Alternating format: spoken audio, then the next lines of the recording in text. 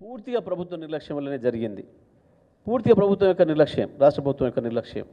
ఆ పని ప్రతిరోజు కూడా దానికి సంబంధించిన అనేక శాఖలు, భూగర్భానికి సంబంధించిన పరిశోధనలకు సంబంధించిన శాఖలు, రాళ్ళు గుట్టలు, పర్యావరణం, వాటికి సంబంధించిన అనేక విభాగాలు, కేంద్రం ఆధీనంలో ఉండే అనేక సంస్థలు, నిపుణుల నుంచి వెళ్ళి అనుమతులు తీసుకొని చేయవలసిన పనిని ఆ రకంగా లేకుండా ఆదరబాదరగా వీళ్ళ మాటలు ఎట్లా చిల్లరగా ఉంటాయో, ఎంత దుర్మార్గంగా ఉంటాయో, ఎంత బూతులుగా ఉంటాయో, అదే పద్ధతిలో ఆ పనిని కూడా అంత బూతుగా చేసారు.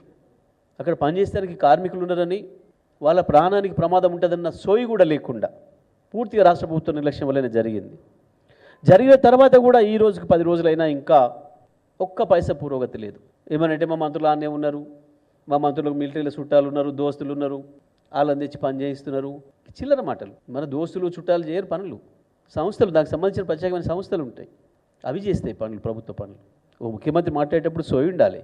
ఆ ముఖ్యమంత్రి హోదాలో లేవని ప్రజలు అనుకుంటున్నారు నీ మాటలు బట్టి. లెఫ్ట్ బ్యాంక్ హైడల్ పవర్ హౌస్లో ప్రమాదం జరిగితే పోలేదు ఎవరు, సిగ్గుండాలి మాట్లాడడానికి.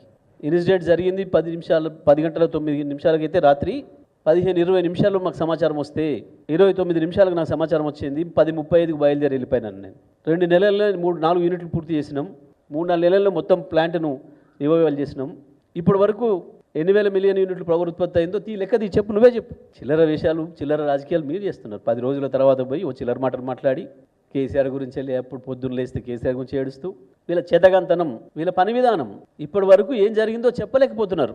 మనుషులు బతుకున్నారా లేరా, ఏం జరిగింది, దేనికి దాచిపెడుతున్నారు, అసలు ఎందుకు ఈ రహస్యం? వచ్చిన నిపుణులను కూడా పనిచేయనిచ్చే పరిస్థితిలో లేదు ఈ రాష్ట్ర ప్రభుత్వం.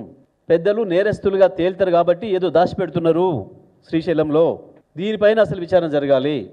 జరిగిన దానికి ఎవరి బాధ్యులు, ఎందువల్ల జరిగింది, జరిగిన 10 రోజుల నుంచి వెళ్ళి మళ్ళీ ఏం జరుగుతుంది, ఎందుకు నిపుణులు ఇస్తున్న నివేదికల్ని బయట రానియకుండా ఆపుతున్నారు, దీని వెనకాల ఏదో రహస్యం ఉంది, ఇది కూడా బయటికి తేలాలి. ప్రజలకు అనుమానాలు ఉన్నాయి. ఇవన్నీ కూడా ఎన్నికల పర్యటనలో పోయి, ఢిల్లీ పర్యటనలో పోయి సిగ్గు లేకుండా 10 రోజుల తర్వాత పోయి నిన్న చిల్లర మాటలు మాట్లాడొచ్చి, ఢిల్లీ వైపు నుంచి వెళ్ళి కూడా ఏ మాత్రం వీళ్ళ చర్యలపైన ఎటువంటి విచారణలు కానీ ఇంకోటి కానీ చేస్తామన్నట్టుగానో ఇంకోటి అన్నట్టుగానో ఎక్కడ కూడా వస్తలేదు ఒక వార్త బీజేపీ నాయకుల నుంచి.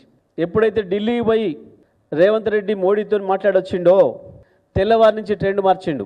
కిషన్ రెడ్డి మీద దాడి చేస్తున్నాడు, బండి సంజయ్ మీద దాడి చేస్తున్నాడు, మోడీకి కితాబిస్తున్నాడు. కాంగ్రెస్ పార్టీలో ఎట్లయితే గ్రూప్ తగాదాలు ఉంటాయో తెలంగాణలో కూడా మోడీ టీం మధ్యలో తగాదాలాగా కనబడుతుంది. కిషన్ రెడ్డి రేవంత్ రెడ్డి పంచాయతీ మోడీ ఏ టీం బి టీం పంచాయతీలాగా కనబడుతుంది. మోడీకి వ్యతిరేకంగా, బీజేపీ వ్యతిరేకంగా కాంగ్రెస్ ఇచ్చిన ప్రతి పిలుపులో కూడా సిబిఐ ఆఫీసు ముందట ధర్నాకు పోమనంటే పోయి మోడీ మీద మాట్లాడి వదిలిపెట్టి కేసీఆర్ మీద మాట్లాడొచ్చిండు. రాజ్భవన్కి యాత్ర చేస్తే మోడీ మీద మాట్లాడకుండా కేసీఆర్ మీద మాట్లాడొచ్చిండు. ఈ 4 రోజులుగా కొత్త ట్రెండ్ మొదలుపెట్టిండు కిషన్ రెడ్డి పైన, ఇతర బీజేపీ నాయకులు, రాష్ట్ర బీజేపీ నాయకుల పైన.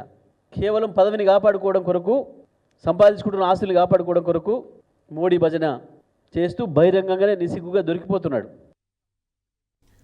రేవంత్ సర్కార్కి ఛాలెంజ్ విసిరారు మాజీ మంత్రి జగదీష్ రెడ్డి. కాంగ్రెస్ ప్రభుత్వం 24 గంటలు కరెంట్ ఇస్తున్నట్లు నిరూపిస్తే రాజకీయాల నుంచి తప్పుకుంటానని సవాల్ చేశారు.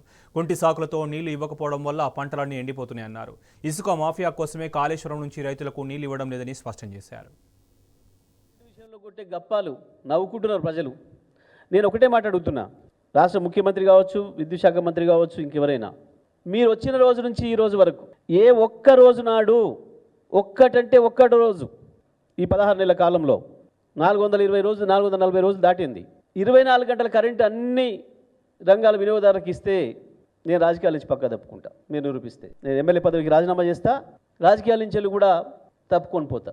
ఒక్కరోజు ఇచ్చిన మీరు ఈ 480 రోజులు కావస్తున్నట్టుంది దాదాపు. ఏ ఒక్కరోజు 24 గంటల విద్యుత్తు అన్ని రంగాలకు, వ్యవసాయ రంగానికి అన్ని రంగాలకు కనుక ఇచ్చినట్లుగా మీరు చూపిస్తే రికార్డు.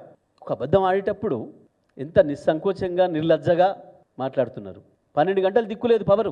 నువ్వు ఇచ్చే పవర్తోని దుర్మార్గంగా మోటార్లు మళ్ళీ గాలి నేను చూపిస్తా. ప్రతిరోజు ఈ రోజు నుంచి ఏదో ఒక రిపేర్ షాప్కి పోయి చూపిస్తా ఎన్ని మోటార్లు పడవబడి ఉంటున్నాయో. ఒక మోటార్ కాలిపోతే వారం రోజులు 10 రోజులు పడుతుంది రిపేర్ చేసి రావడానికి. సీరియల్లో నిలబడాల్సి వస్తుంది మళ్ళీ రైతులు. నీ నిర్వాహకం అంత గొప్పగా ఉంది. 24 గంటల విద్యుత్ ఇస్తున్నాం, నవ్వుకుంటున్నారు ప్రజలు. కేసీఆర్ ఇచ్చిన నీళ్ళు ఇవ్వలేవు, కేసీఆర్ ఇచ్చిన కరెంట్ ఇవ్వలేవు, కేసీఆర్ ఇచ్చిన మంచినీళ్ళు ఇవ్వలేవు. ఇంకా నీ ముఖానికి కొత్తది ఇస్తాడైనా అని అంటున్నారు రైతులు. వీళ్ళకు పరిపాలన చేస్తుందా అని అడుగుతున్నారు ప్రజలు.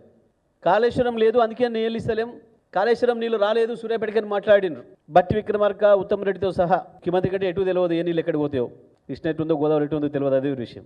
ఎస్ఆర్ఎస్పీ నుంచే ఇచ్చిండు కేసీఆర్ నీళ్ళని మాట్లాడారు గత 4-5 సంవత్సరాలు. మీరు చెప్పిందే నిజమైతే ఈ సంవత్సరం ఎస్ఆర్ఎస్పీ నిండింది కదా, ఎందుకు ఇవ్వలేకపోతున్నాం? ఎందుకు ఎండుతున్నాయి పొలాలు? ఉత్తమ్ కుమార్ రెడ్డి, బట్టి విక్రమార్క, ఎందుకు ఎండుతున్నాయి పొలాలు? ఉమ్మడి వరంగల్, ఉమ్మడి నల్గొండ జిల్లాల్లో వేలాది లక్షలాది ఎకరాలు రైతులు ఎందుకు ఎండబెట్టుకోవాల్సి వస్తుంది? ఎందుకు ఎండిపోతున్నాయి పొలాలు? ఎందుకు బర్రెల గొర్రెలకు అమ్ముకుంటున్నారు? నీ చేతగాంతనము, డబ్బుల దాహం, ఇసుక అమ్ముకొని డబ్బులు సంపాదించుకోవడానికి మీ ఇసుక మాఫియా చేస్తున్న దుర్మార్గానికి కాళేశ్వరం నుంచి నీళ్ళు ఇవ్వడం లేదు. గోదావరి నదితో సహా సుందిల్లా అన్నారంలో నీళ్లు నింపే అవకాశం ఉన్నా కేవలం ఇసుక మీద 100 కోట్లు సంపాదించుకోవడం కొరకు వేలాది మంది రైతుల ఉసురు తీస్తున్నారు. ఊరికేనే పోదా పాపం? ఇలా అధికారంలో ఉంది కదా మాకేం కదా అనుకుంటున్నారేమో. కొద్ది రోజులే మీరు చేసే పాపాలకి ప్రజల చేతుల్లో చావుదెబ్బ తినక తప్పదు. మీరు చేస్తున్న దుర్మార్గాలకి. కాళేశ్వరం ప్రాజెక్టు మొత్తం ఇంటాక్ట్ ఉంది. ఇవాళ మోటార్ ఇట్లా ఆన్ చేసినా నీళ్లు సూర్యాపేట జిల్లాకు చేరుకుంటాయి 3వ రోజుకి.